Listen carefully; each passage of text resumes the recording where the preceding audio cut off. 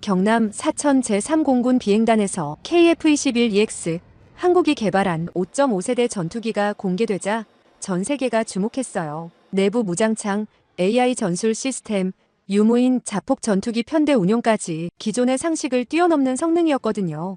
UAE는 30조 원 규모의 원유 공급을, 사우디는 50억 달러 엔진 개발을, 인도는 500대 구매를 제안했습니다. 하지만 그 이면에는 치열한 기술 쟁탈전이 숨어 있었어요. 미국과 러시아의 견제, 정체불명 스텔스기의 영공 침입, 그리고 각국이 내건 달콤하지만 위험한 조건들과 암투, 한 대의 전투기를 둘러싼 이야기가 지금 시작됩니다. 새벽 5시 대한민국 공군 제3훈련비행단이 위치한 사천기지에 경보음이 울려 퍼집니다. 오늘은 KF-21EX가 세계 무대에서 진짜 실력을 증명해야 하는 날이에요. 관제탑에서는 최종 점검이 한창입니다. 기상상태 양호, 가시거리 15km, 풍속 초속 6m입니다. 관제사의 목소리가 차분하게 울려 퍼져요. 각국에서 온 대표단들이 설치된 VIP 관람석에 차례로 자리를 잡습니다. 지난 며칠간 치열한 협상을 벌였던 그들이지만 지금 이 순간만큼은 같은 것을 보고 싶어 하고 있어요.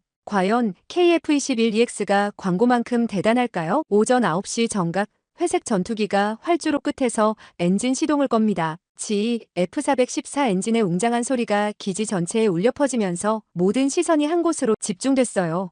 KF-21EX 이륙 허가합니다. 임무 개시하십시오. 관제탑의 허가와 함께 전투기가 하늘로 솟구쳐 오릅니다. 첫 번째 시연은 공대공 전투입니다. 가상의 적기 역할을 하는 F-16들이 먼저 이륙해서 대기하고 있어요. KF-21EX는 상승하면서 동시에 레이더를 가동합니다. 표적 포착, 거리 120km, 조종사의 음성이 관람석 스피커를 통해 들려와요. A사 레이더의 성능이 실시간으로 증명되고 있는 것이죠. 가장 놀라운 것은 그 다음입니다. KF-21EX와 함께 무인 편대기들이 동시에 이륙하거든요. 유무인 복합 전투 시스템이 실전 시연이 시작된 것이에요. 무인기 편대, 우측 공격 루트로 이동하십시오. KF-21EX 조종사의 지시에 따라 무인기들이 완벽하게 협조합니다. AI 시스템이 실시간으로 최적의 전술을 계산하고 있어요. 관람석의 한 대표단이 숨을 죽입니다. 저런 수준의 AI 협동 전투가 가능하다니. 두 번째 시연은 정밀 타격입니다. 지상의 모의 표적들을 향해 KF-21EX가 하강하기 시작해요. 이때 내부 무장창이 열리면서 GBU-31 제이담이 모습을 드러냅니다. 표적 지정 완료, 레이저 조사 시작. 전자광학 타겟팅 시스템이 작동하면서 지상 표적에 레이저 점이 찍혀요. 이 모든 과정이 대형 스크린을 통해 생중계되고 있거든요. 폭탄이 투하되는 순간 관람석에서는 탄성이 터집니다. 완벽한 정밀도로 표적을 명중시키는 장면이 고해상도 카메라로 포착되고 있어요. 세 번째 시연은 가장 인상적입니다. 스텔스 침투 임무예요. KF-21EX가 레이더망을 피해 저공으로 침투하는 모습이 적외선 카메라로 촬영되고 있어요. 현재 레이더 반사 면적은 작은 새 크기로 인식되는 0.05제곱미터 스텔스 전투기 수준을 유지하고 있습니다. 기술진의 설명이 이어져요. 기존 KF-21 대비 10분의 1 수준으로 줄어든 것이죠. 그런데 바로 그때 예상치 못한 일이 벌어집니다. 관제탑에서 긴급 경보가 울리기 시작한 거예요. 미상 항공기 포착, 방위각 300도, 고도 1만 미터에서 접근 중. 모든 시선이 레이더 스크린으로 집중됩니다. 정체불명의 스텔스 기체가 한국 영공에 침입한 것이에요. 레이더 반사 면적이 너무 작아서 거의 포착되지 않다가 지금에서야 잡힌 것이죠. 관람석의 분위기가 순식간에 얼어붙습니다. 각국 대표단들이 서로를 의심하는 시선을 주고받기 시작해요. 누군가가 의도적으로 KF-21EX의 시연을 방해하려는 것일까요? KF-21EX 즉시 요격, 임무로 전환하십시오. 관제탑에 긴급 지시가 떨어집니다. KF-21EX 조종사가 침착하게 응답해요. 로저, 요격 임무로 전환합니다. 미상기 추적 개시. 이때부터는 실전이 되어버렸어요. 시연용 가상 시나리오가 아니라 진짜 상황 말이에요. KF-21EX가 급상승하면서 정체불명의 침입기를 추적하기 시작합니다. A사 레이더가 최대 출력으로 가동되면서 미상기의 정체를 파악하려고 애써요. 하지만 상대방도 만만치 않은 스텔스 성능을 보유하고 있어서 쉽게 잡히지 않거든요. 거리 80km에서 간헐적 포착 중. 상대방도 스텔스기로 판단됩니다. 조종사의 보고가 긴장감을 더해요. 관람석의 각국 대표단들은 숨을 죽이고 상황을 지켜봅니다. 이것이 시연의 일부인지 아니면 진짜 침입 사건인지 구분하기 어려운 상황이에요. 결국 정체불명의 기체는 KF-21EX가 접근하자 급하게 영공을 벗어나 버립니다. 위기는 일단 넘어갔지만 현장의 긴장감은 쉽게 가라앉지 않았어요. 시연을 계속하시겠습니까? 관제탑이 조심스럽게 묻습니다. 잠시 침묵이 흐른 후 KF-21EX 조종사가 답합니다. 네, 임무를 완료하겠습니다. 마지막 시연이 완료되고 KF-21EX가 무사히 착륙하자 관람석에서 박수가 터져 나와요. 하지만 모든 사람의 마음속에는 같은 의문이 맴돌고 있어요. 과연 아까 그 정체불명의 기체는 누구의 것이었을까요? 이 모든 것은 어떻게 시작된 것일까요? 석 달 전으로 돌아가서 새벽 6시 경남 사천의 한국항공우주산업본사는 이미 분주했습니다. 오늘은 그들이 10여 년간 기다려온 날이거든요. KF-21EX의 첫 공개가 드디어 이루어지는 것입니다. 경납고 문이 천천히 열리자 햇살 아래 드러나는 KF-21EX의 모습에 취재진들이 탄성을 내뱉습니다. 기존 KF-21 보라매와는 확연히 다른 형상이에요. 더욱 매끈해진 동체 라인, 레이더 반사를 최소화한 코팅, 그리고 무엇보다 주목을 끄는 것은 동체 하부에 새롭게 추가된 내부 무장창입니다. 카이 관계자가 마이크 앞에 섭니다.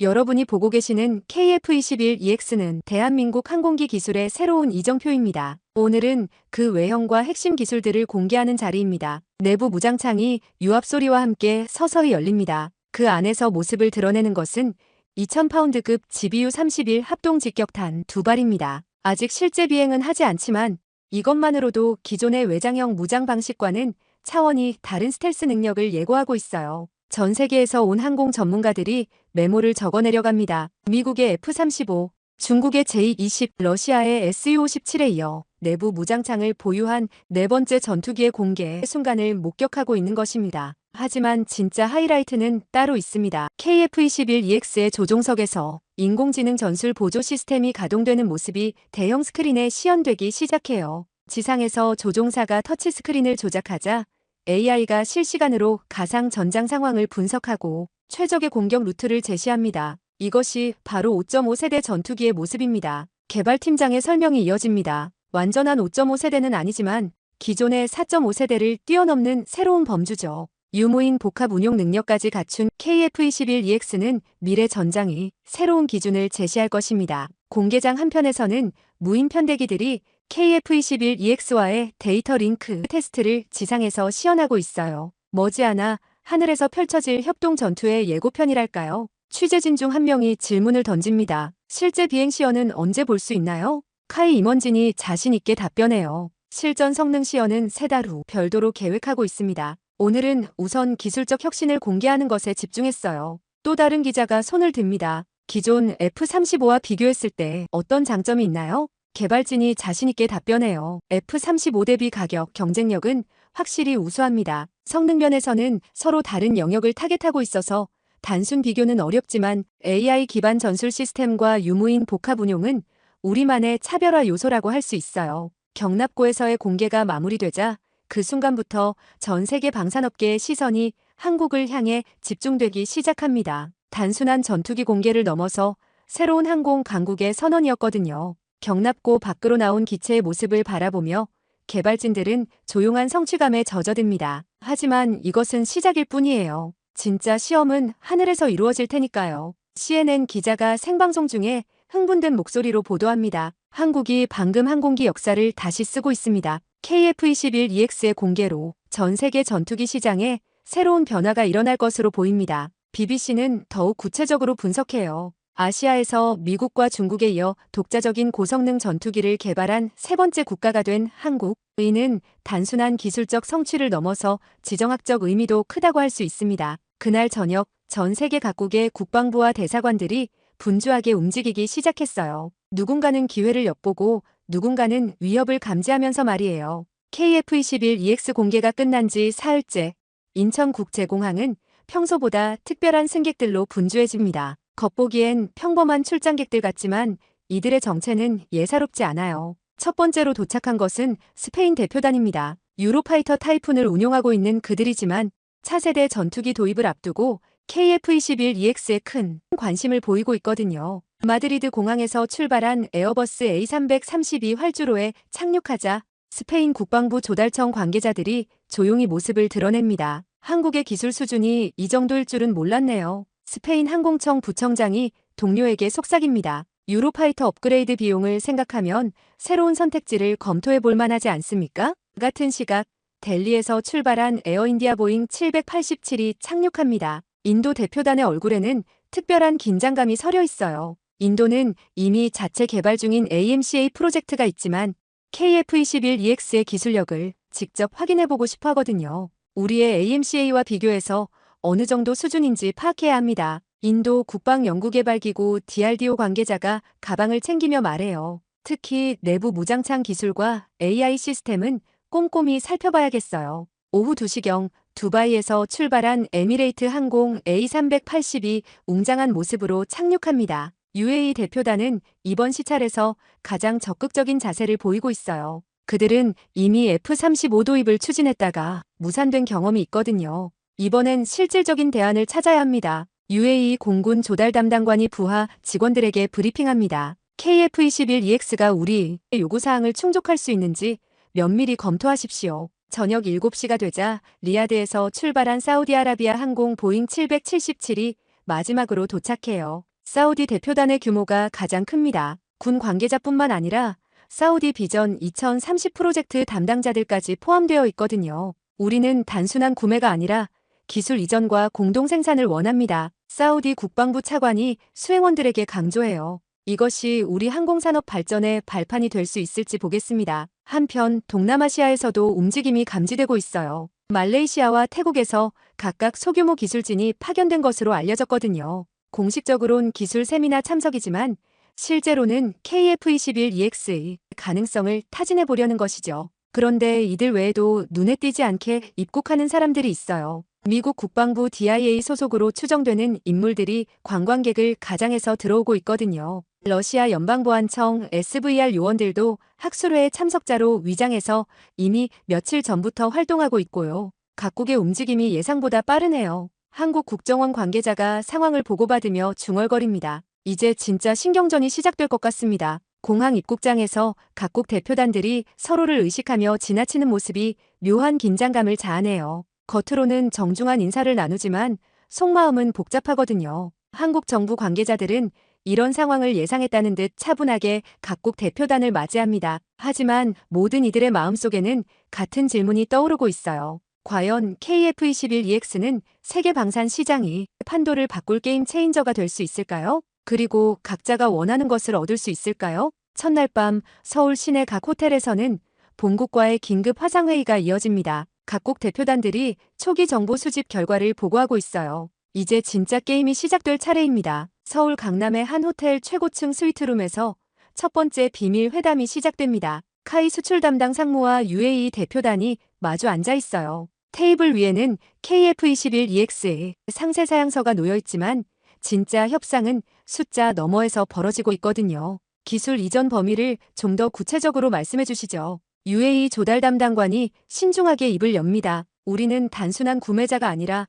파트너가 되고 싶습니다. 카이 상무가 미소를 지으며 답합니다. 물론입니다. 하지만 핵심 기술의 경우 단계적 접근이 필요할 것 같습니다. A사 레이더와 AI 시스템의 경우에는 같은 시각 여의도 국회의사당 근처 한 조용한 레스토랑에서는 다른 종류의 만남이 이루어지고 있어요. 미국 대사관 국방 담당관과 한국 국방부 차관이 마주 앉았거든요. 한국 정부가 KF-21EX 수출을 서두르는 것 같은데 우리의 우려를 이해해 주시기 바랍니다. 미국 측 인사가 와인잔을 돌리며 말해요. 특히 중동 지역으로의 수출은 지역 균형을 고려해야 하지 않겠습니까? 한국 차관의 표정이 미묘하게 변합니다. 미국의 입장은 충분히 이해합니다. 하지만 우리도 독립적인 방산 정책을 펼칠 권리가 있지 않나요? 한편 판교의 한 IT 기업 사무실에서는 예상치 못한 침입이 발생하고 있어요. 겉보기엔 청소부 복장을 한 2명의 인물이 심야에 건물에 들어서고 있거든요. 이들의 목표는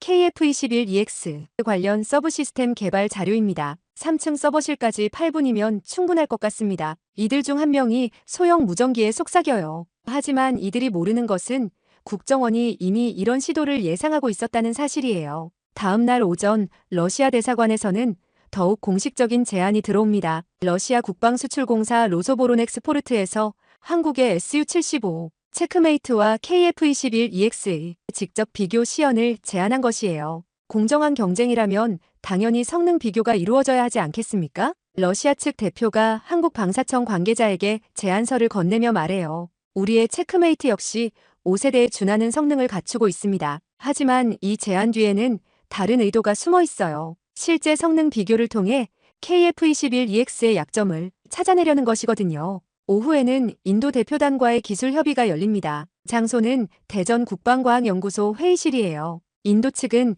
AMCA 프로젝트와의 기술 협력 가능성을 타진해오고 있거든요. 우리의 AMCA 개발에 한국의 AI 시스템 기술을 적용할 수 있다면 인도 DRDO 박사가 조심스럽게 운을 떼요. 물론 상호 호혜적인 협력을 전제로 말입니다. 한국 측 연구진들은 복잡한 심정입니다. 기술 협력은 매력적이지만 핵심 기술 유출의 위험도 있거든요. 저녁 시간 사우디 대표단은 더욱 파격적인 제안을 들고 나옵니다. 한국 정부 고위 관계자와의 만찬에서 나온 이야기예요. 우리는 향후 10년간 원유 공급을 보장할 용의가 있습니다. 사우디 국방부 차관이 단도직입적으로 말해요. 물론 KF-21EX 기술의 완전한 이전과 공동 생산 라인 구축이 전제가 되어야 하지만요. 이 제안의 경제적 가치는 수십조 원에 달해요. 하지만 그만큼 기술적, 정치적 리스크도 크거든요. 자정이 넘어서자 각국 대표단들이 머무는 호텔들에서는 긴급 봉국 보고가 이어집니다. 암호화된 통신으로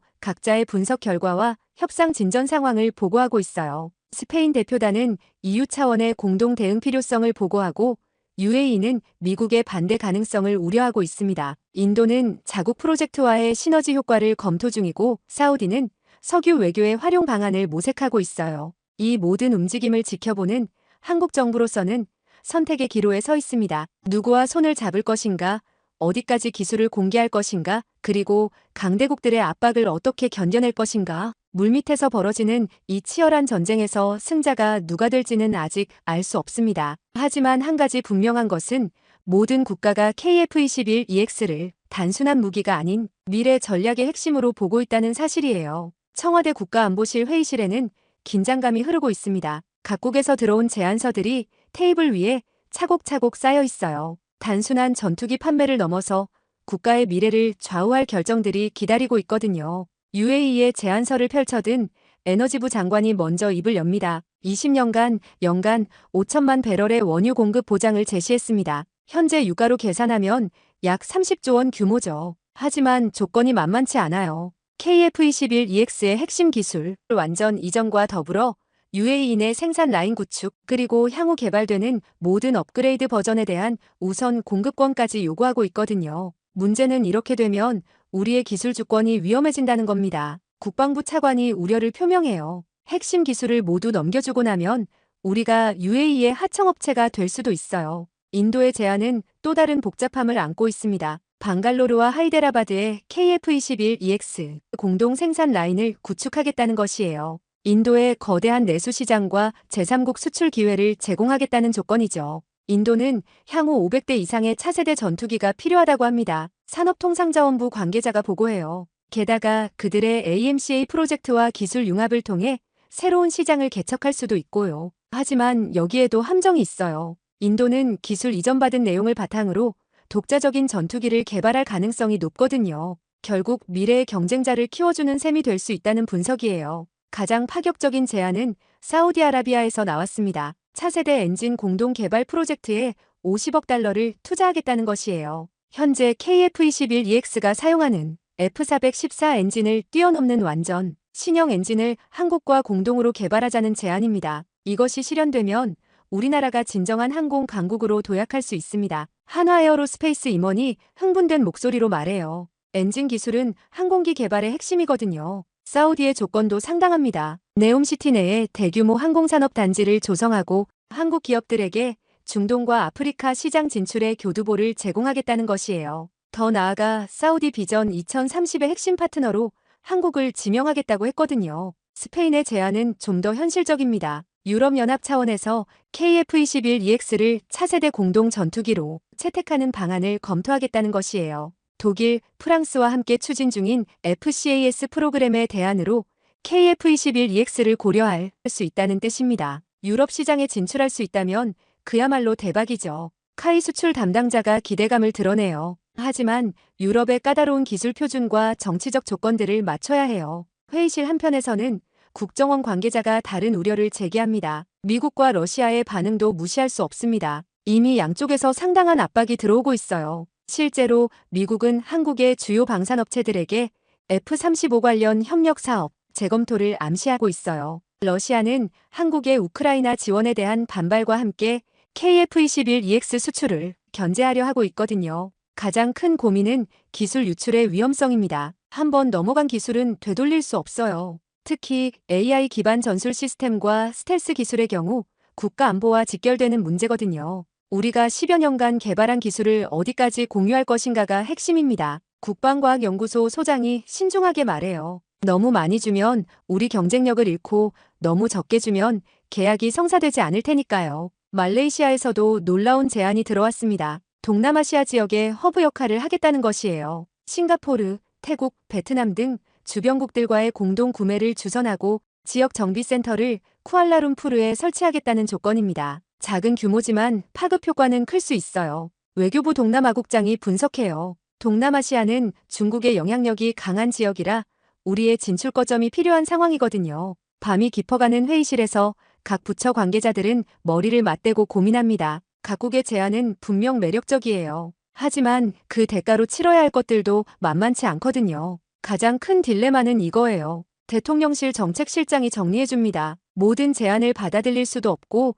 모든 제안을 거절할 수도 없다는 것이죠. 우리는 선택해야 해요. 결정의 시간이 다가오고 있습니다. 어떤 선택을 하든 대한민국 항공산업의 미래가 바뀔 것이 분명해요. 그리고 그 선택은 곧 실전 시연에서 확인받게 될 것입니다. 그리고 다시 시연 당일로 돌아와서 사천기지 관람석에서 KF-21EX가 무사히 착륙하는 모습을 지켜본 각국 대표단들의 표정은 복잡합니다. 압도적인 성능 시연에 감탄하면서도 방금 벌어진 정체불명 스텔스기 침입 사건 때문에 긴장감이 감돌고 있어요. UAE 대표단 단장이 가장 먼저 움직입니다. 수행원에게 조용히 지시를 내리더니 카이 관계자에게 다가가요. 시연은 정말 인상적이었습니다. 하지만 방금 그 사건은 무엇이었나요? 한국 측 관계자가 침착하게 답변해요. 일시적인 영공 침범이었습니다. 이미 상황은 종료되었고 오히려 KF-21EX의 우수한 대응 능력을 확인하는 계기가 되었다고 봅니다. 사우디 대표단은 다른 반응을 보입니다.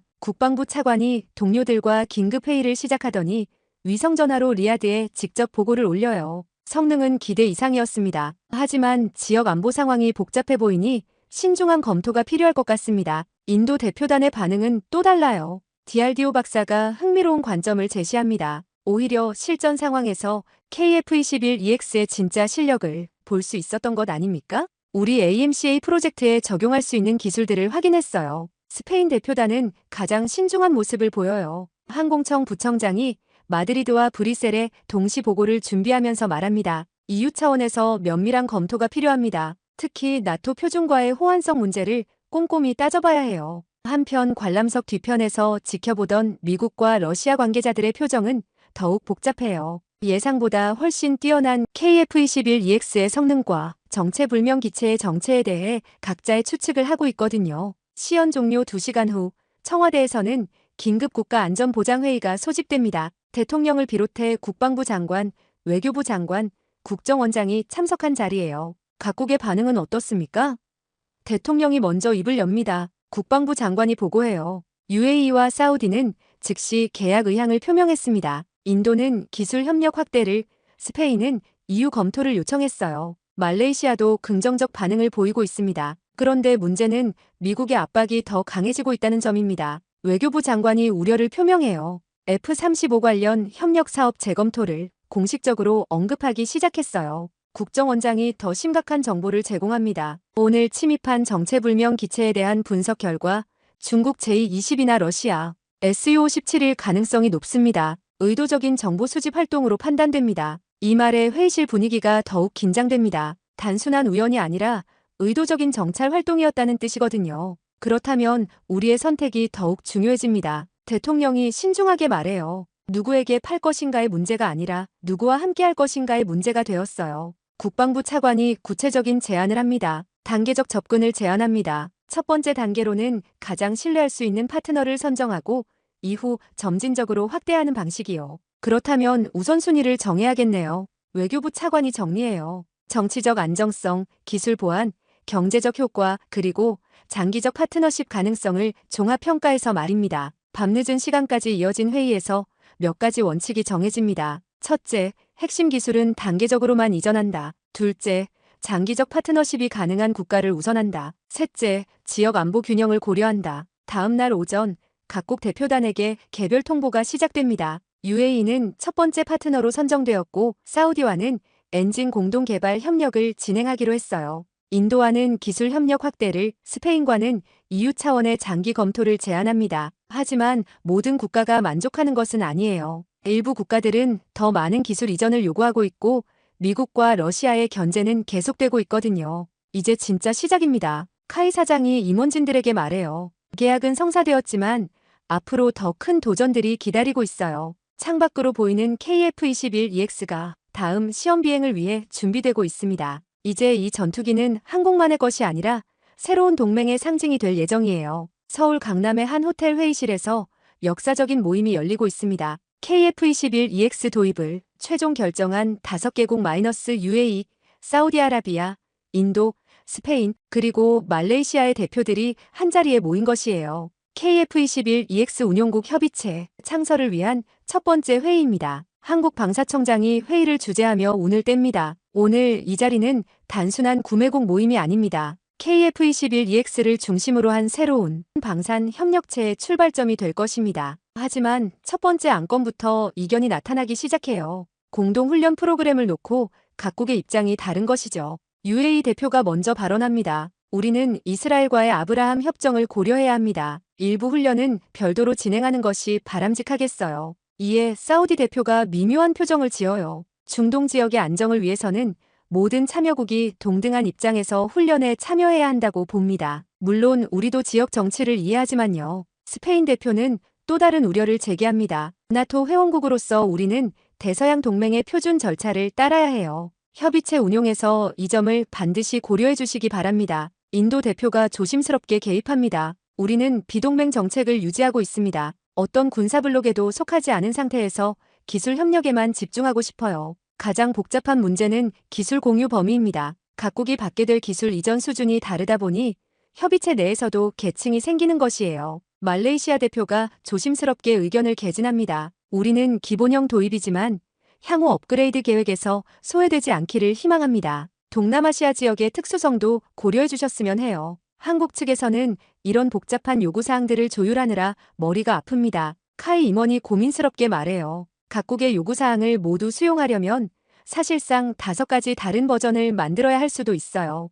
한편 이런 움직임을 지켜보던 경쟁국들이 반격에 나서기 시작합니다. 가장 먼저 움직인 것은 프랑스입니다. 라팔 전투기의 차세대 업그레이드 계획을 3년 앞당겨서 발표한 것이에요. 파리 국방부 발표문이 전 세계로 타전됩니다. 라팔 F5 표준은 인공지능 기반 전술 시스템과 향상된 스텔스 성능을 갖추게 될 것입니다. 이미 기술 개발의 70%가 완료된 상태예요. 러시아도 가만히 있지 않습니다. Su-75 체크메이트의 첫 비행 일정을 갑작스럽게 6개월 앞당겨 발표한 것이죠. 모스크바에서는 이미 잠재 구매국들을 대상으로 한 로비 활동이 시작되었어요. 러시아의 기술은 서방의 제재에 구애받지 않습니다. 로소보로넥스포르트 관계자가 중동 순방 중에 강조해요. 완전한 기술 이전과 함께 장기적인 파트너십을 보장할 수 있어요. 중국 역시 J-35의 수출형 개발을 가속화하고 있다는 소식이 들려옵니다. 특히 파키스탄과 방글라데시 등 중국의 전통적 우방국들을 대상으로 한 마케팅이 강화되고 있어요. 미국의 대응은 좀 더 직접적입니다. 록히드 마틴이 F-35의 새로운 업그레이드 패키지를 발표하면서 기존 운용국들에게 파격적인 조건을 제시한 것이에요. F-35 블록 4의 성능은 기존의 모든 경쟁기를 압도할 것입니다. 록히드 마틴 부사장이 워싱턴 기자회견에서 강조해요. 그리고 기존 운용국들에게는 특별 할인 혜택도 제공할 예정이에요. 이런 치열한 경쟁 상황 속에서 KF-21EX 협의체는 결속력을 다져야 하는 과제에 직면합니다. 하지만 각국의 서로 다른 이해관계 때문에 쉽지 않은 상황이에요. 두 번째 회의에서 UAE 대표가 솔직한 우려를 표명합니다. 솔직히 말해서 러시아의 제안도 매력적이에요. 완전한 기술 이전을 보장한다고 하니까요. 사우디 대표도 비슷한 입장을 보입니다. 우리는 단순한 구매자가 아니라 진정한 파트너가 되고 싶어요. 만약 다른 선택지가 더 나은 조건을 제시한다면 인도 대표는 다른 관점을 제시합니다. 경쟁이 치열해질수록 우리의 협력이 더욱 중요해집니다. 함께 기술을 발전시켜 나가는 것이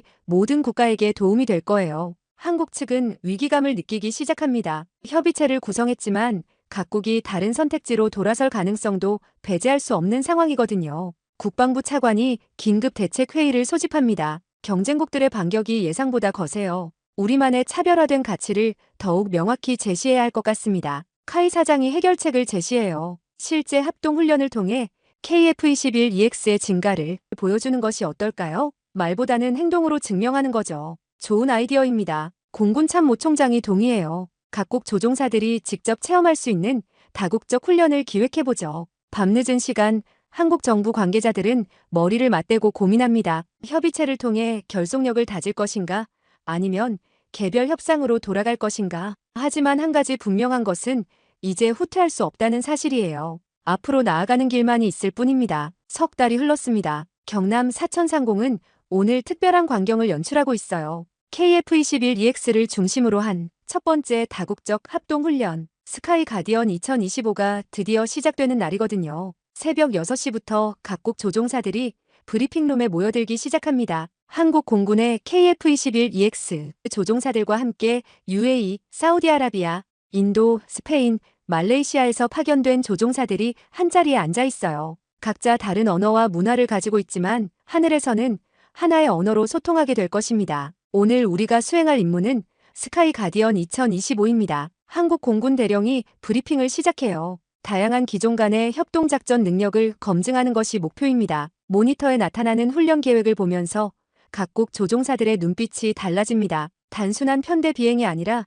실전 수준의 복합 임무가 기다리고 있거든요. 이번 훈련의 특별한 점은 KF-21EX의 AI 전술 시스템이 모든 참여 기체를 통합 지휘한다는 것입니다. 기술진이 설명을 이어가요. 각기 다른 기종이지만 하나의 네트워크로 연결되어 작전할 수 있어요. 오전 9시 드디어 이륙 시간이 다가옵니다. 활주로에는 여러 기종의 전투기들이 줄지어 서 있어요. 한국의 KF-21EX 4대를 중심으로 UAE의 F-16 블라크 60, 사우디의 유로파이터 타이푼, 인도의 SU-30MKI, 스페인의 EF-2000, 말레이시아의 SU-30MKM이 함께 편대를 이루고 있습니다. 관제탑에서 최종 점검이 이루어집니다. 기상상태 양호, 모든 기체 이륙 준비 완료, 스카이 가디언 편대, 이륙 허가합니다. 첫 번째로 KF-21EX 편대장기가 활주로를 굴러나갑니다. GE F414 엔진의 웅장한 소리가 기지 전체에 울려 퍼지며 회색의 전투기가 하늘로 솟구쳐 올라요.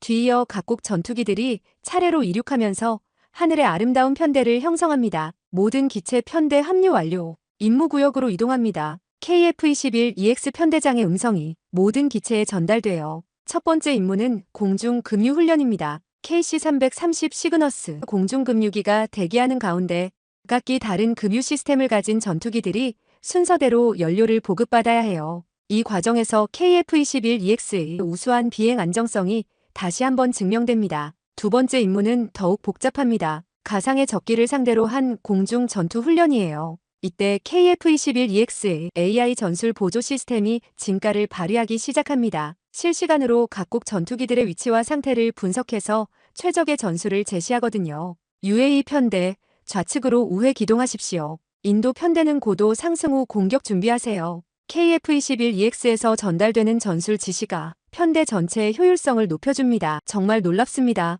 UAE 조종사가 무전에서 탄성을 내뱉어요. 마치 한 명의 지휘관이 모든 기체를 조종하는 것 같아요. 스페인 조종사도 감탄을 금치 못합니다. 나토 표준 훈련보다도 더 정교한 협조가 이루어지고 있어요. 가장 인상적인 장면은 세 번째 임무에서 나타납니다. 지상 정밀 타격 훈련에서 KF-21EX가 무인 편대기와 함께 협동 작전을 수행하는 것이에요. 각국 조종사들이 유무인 복합 전투의 실제 모습을 처음으로 목격하게 되죠. 무인기가 마치 베테랑 조종사처럼 움직이는군요. 인도 조종사가 놀라워해요. 사우디 조종사는 더욱 구체적으로 분석합니다. AI가 우리 각자의 비행 패턴까지 학습해서 최적화된 전술을 제시하고 있어요. 정말 미래 전투의 모습이네요. 하지만 진짜 의미는 따로 있습니다. 서로 다른 국가, 서로 다른 기종의 전투기들이 하늘에서 완벽한 조화를 이루며 작전을 수행하고 있다는 사실이에요. 이것은 단순한 기술의 문제를 넘어서서 새로운 형태의 국제 협력을 보여주고 있거든요.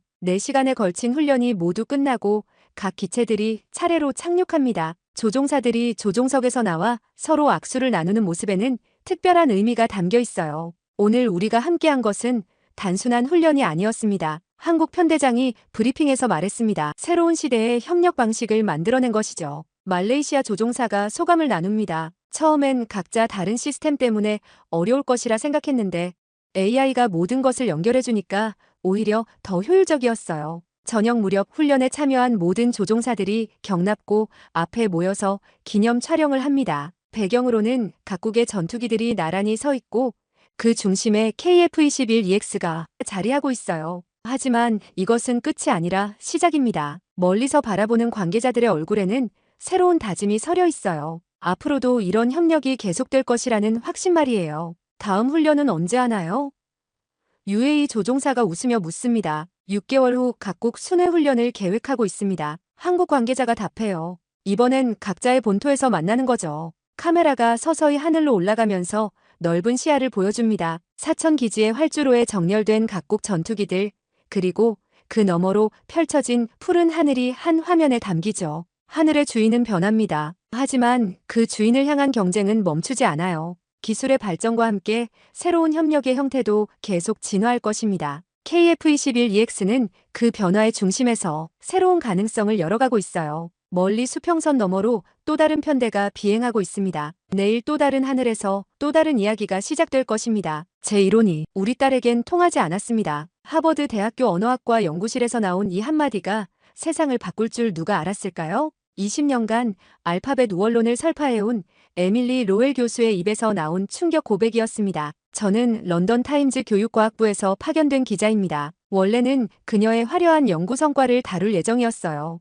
영어권 문자 체계가 인간의 인지 능력 발달에 미치는 긍정적 영향, 그런 뻔한 이야기 말이에요. 하지만 그날 오후 2시 모든 것이 뒤바뀌었습니다. 그날 5월의 보스턴은 화창했지만 하버드 언어학과 3층 연구실 안의 분위기는 전혀 달랐어요. 벽면 가득한 수상 내역들이 무색하게 그 자리에 앉은 여성의 표정은 무너져 내리고 있었습니다. 문 앞명패에 새겨진 알파벳 인지과학 연구소 소장이라는 거창한 직함이 순간 허울처럼 보였어요. 처음 30분은 예상대로였습니다. 에밀리 로웰 교수는 알파벳의 우월성을 열변했어요. 20년간의 연구가 증명합니다. 알파벳은 인류가 만든 가장 효율적인 문자 체계죠. 연구실 벽면의 라틴 문자, 그리스 문자, 키릴 문자 차트들이 그녀의 확신을 뒷받침하는 듯 했습니다. 동양 문자는 어디에도 보이지 않았어요. 특히 난독증 치료에서 알파벳의 우월성이 명확히 드러납니다. 자신만만한 목소리였어요. 체계적인 파닉스 교육으로 대부분의 아이들이 읽기 장벽을 극복하죠. 저는 마지막 질문을 준비하고 있었어요. 그런데 갑자기 그녀의 목소리가 떨렸습니다. 마치 고백하듯이요. 사실 말이죠. 순간이 멈춘 것 같았어요. 20년간 쌓아올린 학문적 권위가 한 문장으로 무너지는 소리가 들렸습니다. 중증 난독증 6개월 수백만 달러 최신 장비를 들여서 아이 난독증을 고치려 했지만 소용이 없었어요. 그녀의 목소리는 점점 작아졌어요. 결과는 제로였어요. 책상 위 가족사진 속 금발 소녀가 우리를 바라보고 있었습니다. 에밀리 로웰 교수 하버드의 자랑, 알파벳 우월론의 살아있는 전설이 자신의 딸 앞에서 완전히 무력했다고 고백하는 순간이었어요. 창밖 하버드 캠퍼스의 붉은 벽돌 건물들이 갑자기 다르게 보였습니다. 마치 모든 확신이 한순간에 흔들리는 것처럼요. 그때 저는 알지 못했습니다. 이 무너진 권위에서 전 세계를 바꿀 기적이 시작될 것이라는 걸 말이에요. 그날 밤 로웰 교수는 잠들 수 없었습니다. 인터뷰에서 말한 자신의 고백이 계속 맴돌았어요.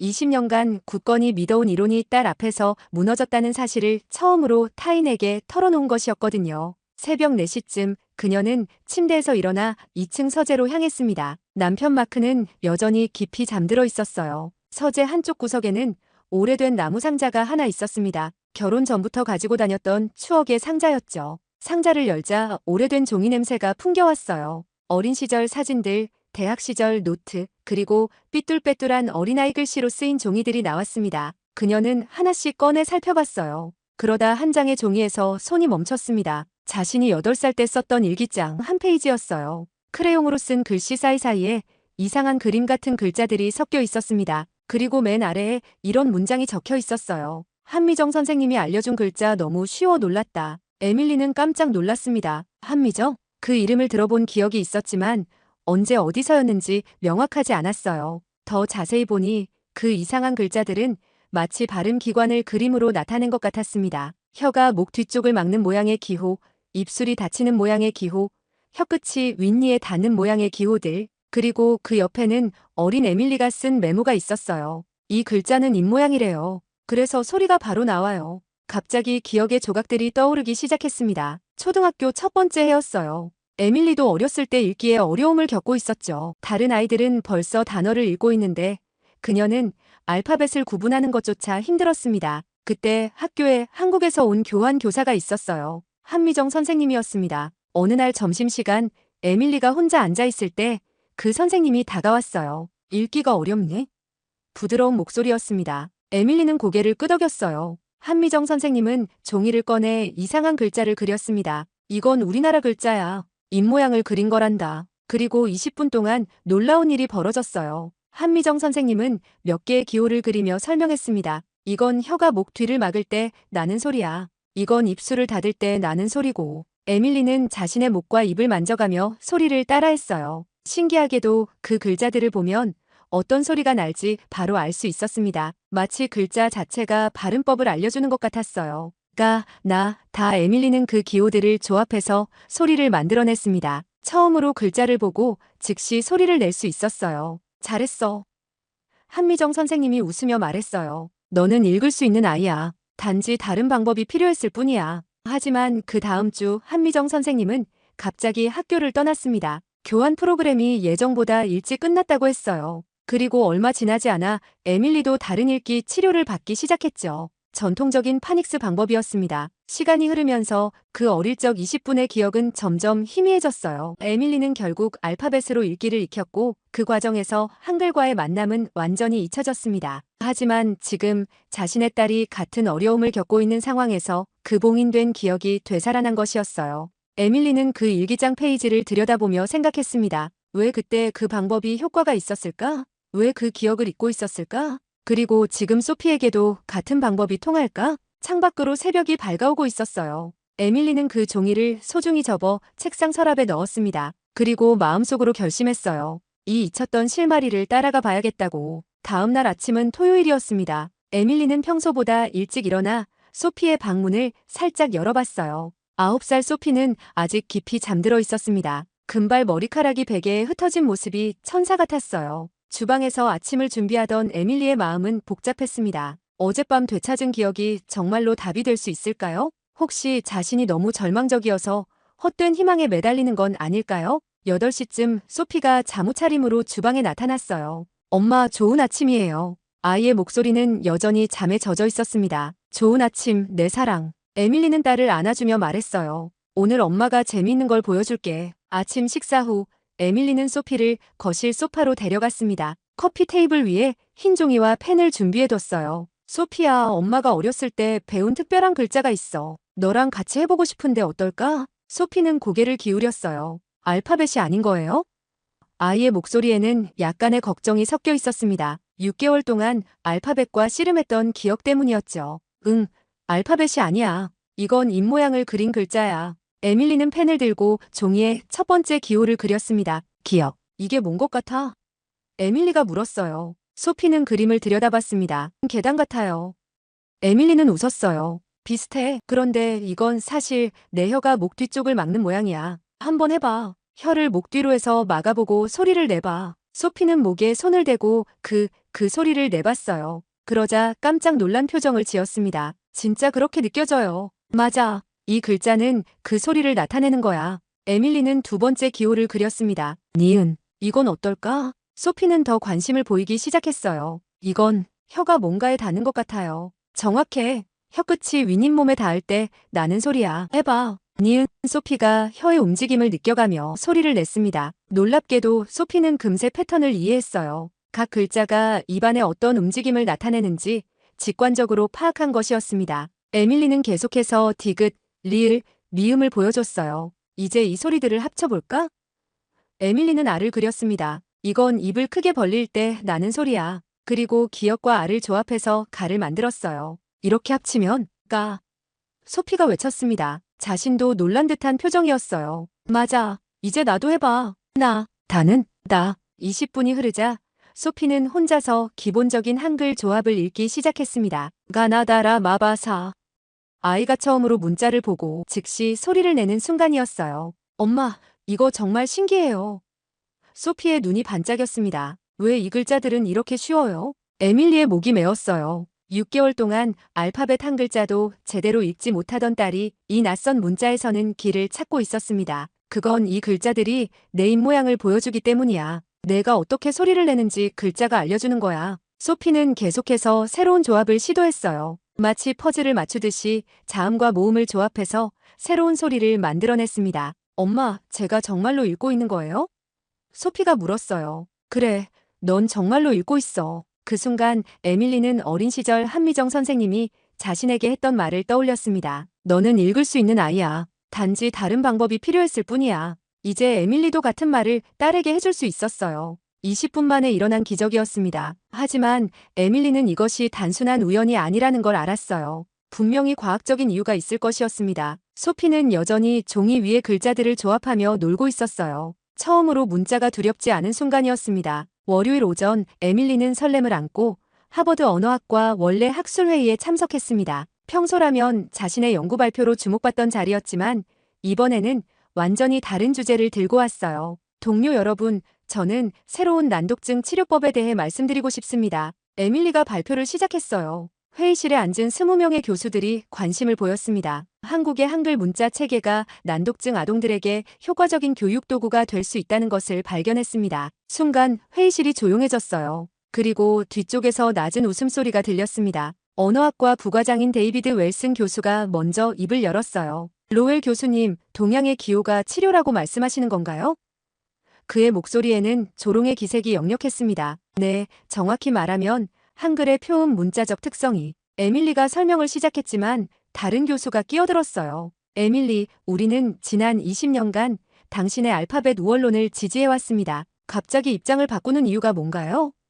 심리학과의 메리 앤더슨 교수였습니다. 에밀리는 딸의 사례를 설명했어요. 하지만 회의실의 분위기는 점점 차가워졌습니다. 누군가는 고개를 젓고 누군가는 노골적으로 한숨을 쉬었어요. 개인적인 경험이 학술적 논리를 대체할 수는 없습니다. 웰슨 교수가 단호하게 말했어요. 하버드의 명성을 생각해 주십시오. 회의가 끝나자 동료들은 에밀리를 피하기 시작했습니다. 점심시간에도 평소처럼 함께 식사하자는 제안이 없었어요. 에밀리는 혼자 캠퍼스 카페에서 샐러드를 먹으며 씁쓸함을 느꼈습니다. 오후에는 더 충격적인 일이 기다리고 있었어요. 학과장 비서가 에밀리의 연구실로 찾아왔습니다. 교수님, 학과장님께서 임시휴직을 권고하십니다. 비서의 목소리는 조심스러웠어요. 연구 방향을 재정립할 시간이 필요하다고 하시네요. 사실상 강제휴직이었습니다. 에밀리는 20년간 쌓아온 학계 위치가 하루아침에 흔들리는 것을 느꼈어요. 집에 돌아온 에밀리를 기다리고 있던 것은 남편 마크의 차가운 시선이었습니다.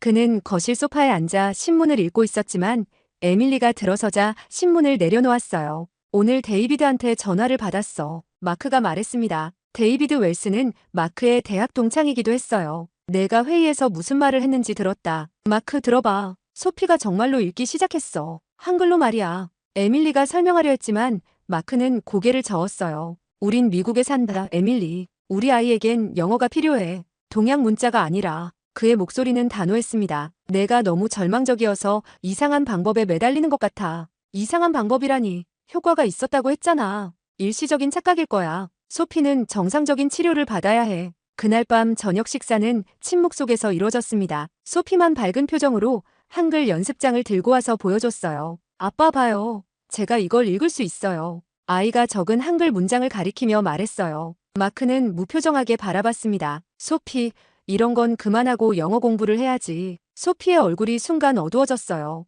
아이는 자신의 작은 성취가 인정받지 못한다는 걸 느꼈습니다. 그날 밤 소피가 에밀리에게 손글씨로 쓴 편지를 가져왔어요. 삐뚤빼뚤하지만 정성스럽게 쓴 한글이었습니다. 엄마 사랑해요. 아빠도 사랑해요. 그리고 영어로도 같은 말을 써뒀어요. I love you, mommy. I love you, daddy. 에밀리는 딸을 꼭 안아줬어요. 하지만 마크는 편지를 받고도 표정이 굳어 있었습니다. 이튿날 아침 에밀리가 현관문을 열자 법원 서류가 붙어 있었어요. 마크가 신청한 임시 양육권 조정 신청서였습니다. 그는 에밀리의 비정상적인 교육 방식이 소피에게 해롭다고 주장했어요. 에밀리의 세상이 한순간에 무너지는 것 같았습니다. 학교에서도 집에서도 고립된 상황. 하지만 그녀는 포기할 수 없었어요. 소피가 보여준 그 눈빛, 처음으로 읽기의 기쁨을 맛본 순간을 잊을 수 없었습니다. 이제 에밀리는 정말로 혼자가 되었어요. 하지만 그녀에게는 아직 하나의 희망이 남아 있었습니다. 이 방법이 정말로 효과가 있다는 것을 과학적으로 증명하는 것이었어요.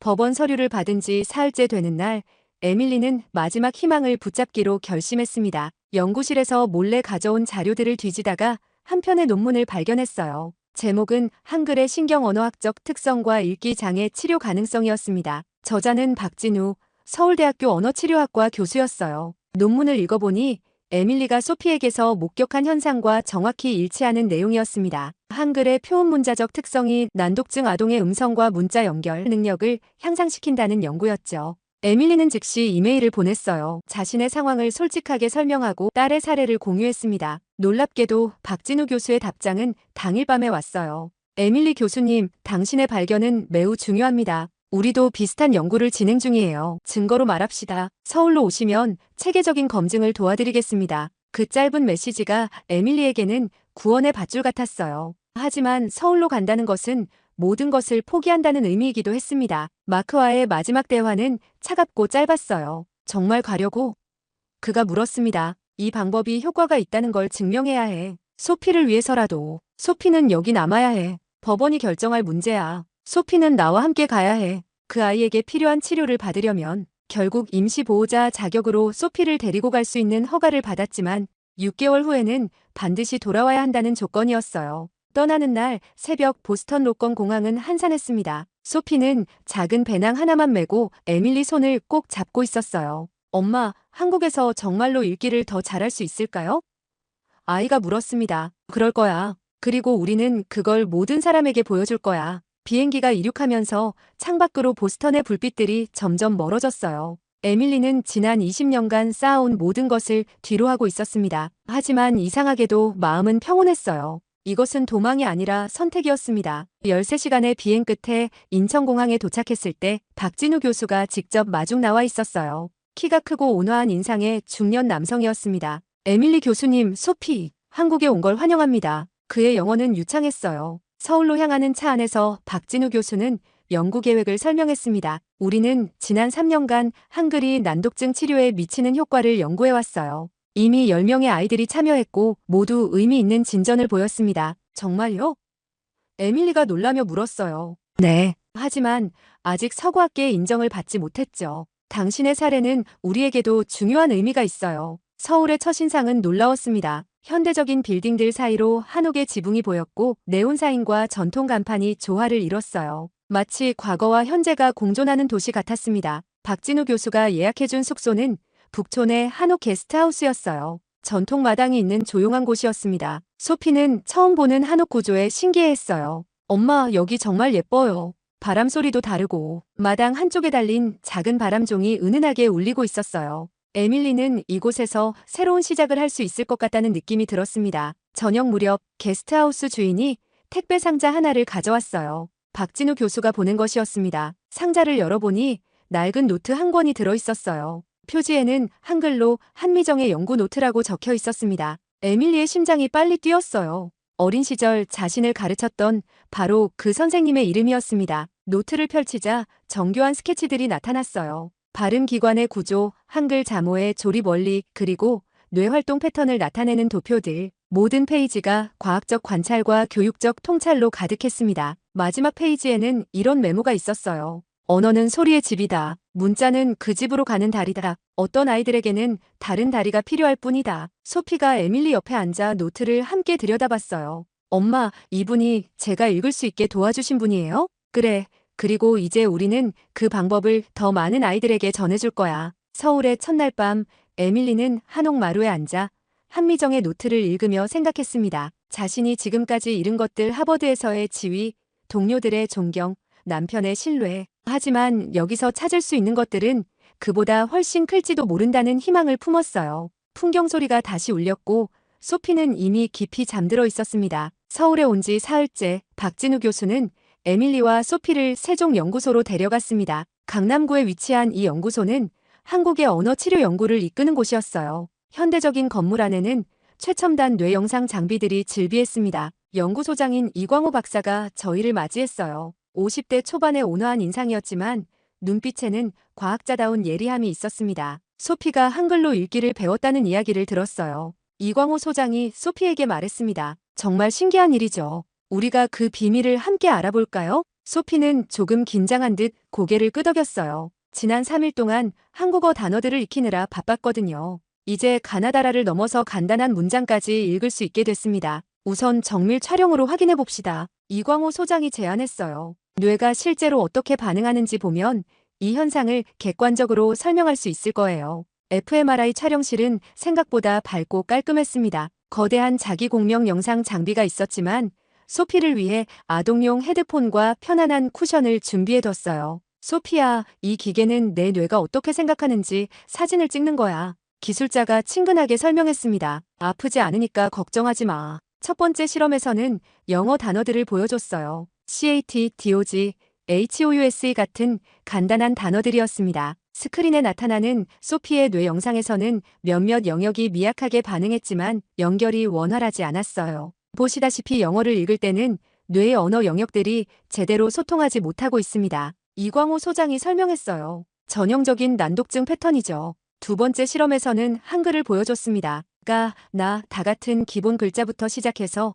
엄마, 아빠, 학교 같은 단어들까지. 그 순간 스크린의 색깔이 완전히 바뀌었어요. 소피의 뇌에서 시각 영역, 운동 영역, 언어 영역이 동시에 환하게 켜진 것이었습니다. 마치 크리스마스 트리처럼 여러 영역이 연결되어 반짝이고 있었어요. 이건 정말 놀랍네요. 뇌영상 전문가인 김현주 박사가 말했습니다. 한글을 볼 때는 뇌의 여러 영역이 동시에 활성화되고 있어요. 저도 그 화면을 보며 놀라지 않을 수 없었습니다. 같은 아이 같은 뇌인데 문자에 따라 완전히 다른 반응을 보이고 있었거든요. 이게 바로 한글의 특별함입니다. 박진우 교수가 설명했어요. 한글은 단순히 소리를 나타내는 기호가 아니라 발음 기관의 모양을 시각적으로 보여주거든요. 그래서 시각 정보가 바로 운동 정보로 연결되고 이것이 언어 이해로 이어지는 거죠. 이광호 소장이 더 구체적으로 설명했습니다. 영어 같은 표현 문자는 자의적인 기호예요. 어라는 글자와 아 소리 사이에 논리적 연결이 없죠. 하지만 한글의 아는 실제로 입모양을 보여줍니다. 이것이 뇌에서는 완전히 다른 처리 방식을 만들어내는 거예요. 소피가 촬영을 마치고 나오자 연구진들은 흥분을 감추지 못했어요. 김현주 박사가 말했습니다. 난독증 아이들에게서 이런 뇌 활성화 패턴을 본 건 처음이에요. 그렇다면 이것이 치료 효과를 나타내는 건가요? 에밀리가 물었습니다. 정확히는 우회 경로를 만드는 거죠. 이광호 소장이 답했어요. 기존의 읽기 회로가 막혀 있다면 한글은 새로운 신경 경로를 통해 같은 목적지에 도달하게 해주는 거예요. 마치 막힌 길 대신 다른 길로 가는 것처럼요. 추가 실험에서는 더 흥미로운 결과가 나왔습니다. 소피가 한글을 익힌 후 다시 영어를 읽게 했더니 영어 읽기 능력도 조금씩 향상되고 있었어요. 이건 예상하지 못한 결과네요. 박진우 교수가 말했습니다. 한글로 형성된 읽기 회로가 영어 읽기에도 도움을 주고 있는 것 같아요. 기자로서 저는 이 모든 과정을 지켜보며 놀라지 않을 수 없었습니다. 주관적인 경험이 아니라 객관적인 데이터로 한글의 효과가 입증되고 있었거든요. 촬영이 끝난 후 소피는 신이 났어요. 엄마, 제 뇌가 정말 예쁘게 반짝였어요. 에밀리는 딸을 안아주며 말했습니다. 그래, 내 뇌는 정말 특별해. 단지 다른 방법으로 읽는 거야. 저녁에 연구진들과 함께한 회의에서 이광호 소장이 말했어요. 이제 우리에게는 과학적 증거가 있습니다. 하지만 세계에 알리려면 더 많은 연구가 필요해요. 그렇다면 공개 검증을 해보는 건 어떨까요? 에밀리가 제안했습니다. 전 세계 연구자들 앞에서요. 박진우 교수가 고개를 끄덕였어요. 좋은 생각이에요. 진실은 감출 수 없으니까요. 그날 밤 저는 기사 초안을 쓰며 생각했습니다. 과학의 힘은 편견을 넘어서는 데 있다고. 스캐너가 보여준 뇌 영상은 어떤 선입견도 무력화시키는 객관적 진실이었어요. 데이터는 조용히 하지만 확실하게 고개를 끄덕이고 있었습니다. 서울에 온 지 보름째 되는 날 세종연구소에서 국제기자회견이 열렸습니다. 전 세계에서 온 언어학자, 뇌과학자, 교육 전문가들이 한자리에 모였어요. BBC, CNN 그리고 저희 런던 타임즈까지 주요 언론사들도 참석했습니다. 기자회견장 앞쪽에는 대형 스크린이 설치되어 있었고 소피를 위한 작은 책상과 의자가 놓여 있었어요. 10살 생일을 앞둔 소피는 흰색 원피스를 입고 의자에 앉아 있었습니다. 조금 긴장한 듯 했지만 눈빛은 또렷했어요. 이광호 소장이 연구 결과를 발표했습니다. 한글의 표의문자적 특성이 난독증 아동의 읽기 회로에 미치는 영향이라는 제목이었어요.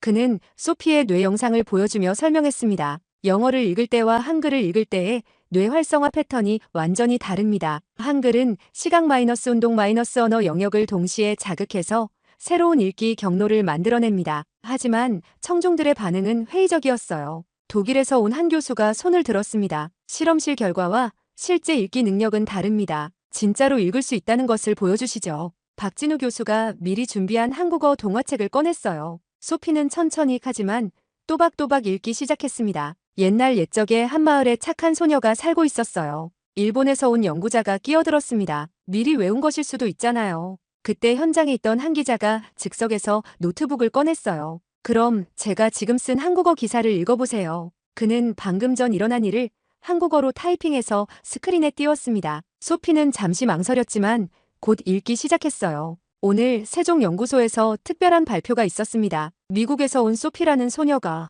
처음 보는 문장이었지만 아이는 틀리지 않고 읽어나갔습니다. 회장이 조용해졌어요. 이어서 박진우 교수가 영어 그림책을 건네줬습니다. 이제 영어도 읽어볼까요? 소피는 한 달 전과는 확연히 달랐습니다. 더듬더듬이지만 멈추지 않고 문장을 읽어나갔어요. 더 리털걸 파운드 어 매직 북 인 더 포러스트. 그때 갑자기 회장 뒤쪽에서 소란이 일었습니다. 누군가 일어서는 소리와 함께 익숙한 목소리가 들렸어요. 조작이다. 모든 사람들이 돌아봤습니다. 마크였어요. 에밀리의 남편이 언제 서울에 왔는지 정장 차림으로 서 있었습니다. 제 딸이 정말로 읽는 게 아닙니다. 아내가 아이를 이용해서 가짜 실험을 하고 있어요. 그의 목소리는 분노로 떨렸습니다. 회장이 술렁였어요. 기자들이 카메라를 마크 쪽으로 돌렸습니다. 에밀리는 충격으로 얼어붙었어요. 이광호 소장이 침착하게 말했습니다. 그렇다면 객관적인 증거를 보시죠. 그는 스크린에 fMRI 영상을 다시 띄웠어요. 이것은 조작할 수 없는 뇌활동 데이터입니다. 하지만 마크는 고개를 저었어요. 뇌 영상도 조작할 수 있어요. 제 딸은 중증 난독증입니다. 갑자기 읽을 수 있게 될 리 없어요. 그때 소피가 조용히 자리에서 일어났어요. 아이는 작은 종이를 꺼내 아버지에게 걸어갔습니다. 회장의 모든 시선이 그 작은 소녀에게 집중됐어요. 소피가 아버지 앞에 서서 그 종이를 건네줬습니다. 마크가 펼쳐보니 딸의 손글씨로 쓰인 짧은 편지였어요. Daddy, I miss you. I can read now. Please believe me. Love, Sophie. 마크의 손이 떨렸습니다. 그는 딸이 쓴 글씨를 보며 말문이 막혔어요. 완벽하지는 않지만 분명히 읽을 수 있는 영어 문장이었습니다. 소피가 작은 목소리로 말했어요. 아빠, 저 정말로 읽을 수 있어요. 한글이 저에게 길을 알려줬어요. 마크의 눈가가 촉촉해졌습니다. 6개월 동안 한 글자도 읽지 못하던 딸이 이제 자신에게 편지를 쓸 수 있게 된 것이었어요. 소피, 그가 무릎을 꿇고 딸을 안았습니다. 미안해. 아빠가 믿지 못해서 미안해. 회장 곳곳에서 박수가 터져나왔어요. 어떤 사람들은 눈물을 흘리고 있었습니다. 저 역시 펜을 든 손이 떨렸어요. 프랑스에서 온 언어학자가 일어서서 말했습니다. 이것은 언어학의 새로운 지평입니다. 문자가 단순한 기호가 아니라 치료도구가 될 수 있다는 걸 보여주는군요. 기자회견이 끝난 후 기자들이 몰려들었어요. 하지만 마크와 에밀리, 소피는 조용히 한쪽 구석에서 가족만의 시간을 갖고 있었습니다. 이제 집으로 돌아갈 수 있을까요? 소피가 물었습니다. 마크가 에밀리를 바라봤어요. 우리 함께 돌아가자. 가족이 함께. 그날의 기자회견은 전 세계 언론에 보도됐습니다. 한 아이의 작은 기적이 전 인류에게 새로운 희망을 주는 순간이었어요. 서울에서의 기자회견이 있은 지 2달 후 보스턴 연방법원에서는 중요한 판결이 내려졌습니다. 판사는 에밀리의 치료법이 소피에게 실질적인 도움이 되었다고 인정했어요. 마크도 증인으로 나서서 딸의 변화를 증언했습니다. 소피는 이제 매일 밤 저에게 책을 읽어줍니다. 한글로 시작했지만 영어도 점점 나아지고 있어요. 마크의 증언은 진심이었습니다. 재판부는 6개월간의 한국 체류를 허가했고 추가로 연구 목적의 연장도 승인했어요. 하지만 더 중요한 것은 이 사건이 전 세계의 주목을 받기 시작했다는 점이었습니다. 기자회견 영상이 유튜브에서 300만 뷰를 넘어섰어요. 각국 언론에서 한글의 기적이라는 제목으로 기사를 내보냈습니다. 저 역시 런던 타임즈에 연재 기사를 쓰며 이 현상을 세계에 알렸죠. 가장 놀라운 것은 전 세계에서 날아오는 메일들이었어요. 독일 베를린에서 온 편지에는 이런 내용이 있었습니다. 저희 아들 한스도 중증 난독증입니다. 한글을 배워보게 하고 싶어요. 브라질 상파울루의 한 교사는 이렇게 썼어요. 포르투갈어 읽기에 어려움을 겪는 12명의 아이들이 있습니다. 한글 교육법을 도입해 볼 수 있을까요? 가장 감동적이었던 것은 케냐 나이로비에서 온 메일이었습니다. 처음으로 아들이 스와힐리어 문장을 읽었습니다. 한글로 발음을 익힌 후에요. 정말 감사합니다. 에밀리는 박진우 교수, 이광호 소장과 함께 국제공동연구팀을 구성했어요. 하버드에서는 임시휴직이 해제되었고 새로운 연구 프로젝트의 예산을 지원하기로 했습니다. 학과장이 직접 전화를 걸어 사과했어요. 에밀리, 우리가 성급하게 판단했습니다. 당신의 발견은 언어학의 새로운 장을 열었어요. 하지만 에밀리는 섣불리 복귀하지 않았습니다. 서울에서 더 많은 연구를 진행하고 싶었거든요. 한미정 선생님의 연구 노트를 바탕으로 체계적인 교육 프로토콜을 만들어야 했어요. 6개월 후 첫 번째 국제 워크숍이 서울에서 열렸습니다. 20개국에서 온 100명의 연구자들이 참석했어요. 독일의 막스 밀러 교수는 이렇게 말했습니다. 한글이 모든 난독증을 치료한다고 주장하는 건 아닙니다. 하지만 분명히 일부 아이들에게는 새로운 길을 열어주고 있어요. 프랑스의 마리 뒤부아 박사는 더 구체적인 결과를 발표했어요. 파리에서 진행한 파일럿 연구에서 15명 중 9명이 의미 있는 향상을 보였습니다. 소피는 이제 완전히 다른 아이가 되어 있었어요. 영어와 한글을 자유자재로 오가며 읽고 심지어 간단한 중국어 한자까지 익히기 시작했습니다. 무엇보다 읽기를 즐거워했어요. 엄마, 오늘 도서관에서 새 책을 5권이나 빌렸어요. 아이가 신나게 말하는 모습을 보면 1년 전의 절망이 꿈만 같았습니다. 1년 후 에밀리는 보스턴으로 돌아왔어요. 하지만 이제 그녀의 연구실은 완전히 달라져 있었습니다. 벽면에는 한글 차트와 세계 각국의 문자 체계가 걸려 있었고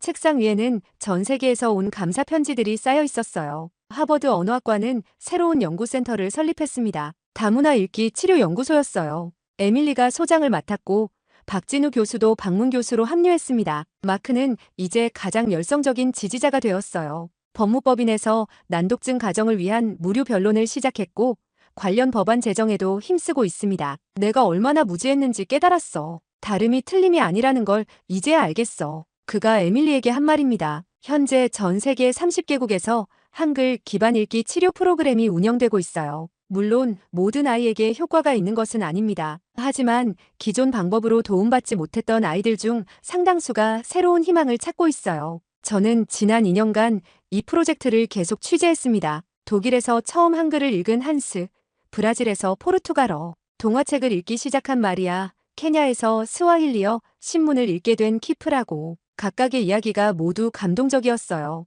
어떤 발명도 모든 사람에게 만능은 아닙니다. 하지만 한미정 선생님이 남긴 그 20분의 통찰은 최소한 몇몇 아이들에게는 읽기로 가는 가장 첫 번째 다리가 되었습니다. 그리고 저는 그 다리의 탄생 순간을 목격했어요. 한 학자의 흔들린 확신에서 시작된 여정이 전 세계 수많은 아이들에게 새로운 가능성을 열어준 것을 지켜봤습니다. 지금 이 순간에도 어딘가에서 한 아이가 처음으로 문자를 보고 소리를 내고 있을 거예요. 그 아이에게는 그것이 인생의 가장 큰 기적일 것입니다. 그리고 그 기적의 시작점에는 언제나 누군가의 20분이 있었습니다.